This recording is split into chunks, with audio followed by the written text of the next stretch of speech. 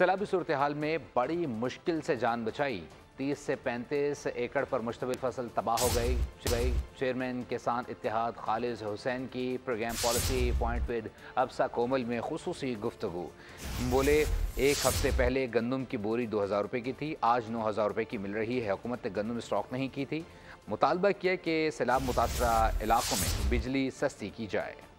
आपकी सूरत हाल ये है कि इस टाइम जो हमारे पास किसानों का अपना जो फिगर, जैसे हमारे 3,500 काऊ जो है वो डूब गए हैं, तो उसके हिसाब से हमारे जो हिसाब से 30 से 35 लाख एकड़ जो बिल्कुल ख़त्म हो गई हैं। एक हफ्ता पहले गंदम 2000 की थी, आज सिंध में 9000 की बोरी बिक रही है, पंजाब में 3500 का मन बिक रहा है। ये गवर्नमेंट ने जो 2 साल गंदम नहीं खरीदी थी और इस साल गंदम उन्होंने अपने पास स्टॉक नहीं की थी, तो किसानों से जब 1800 में 2000 में गंदम खरीद ली और अब वही गंदम 3500 की बिक रही है।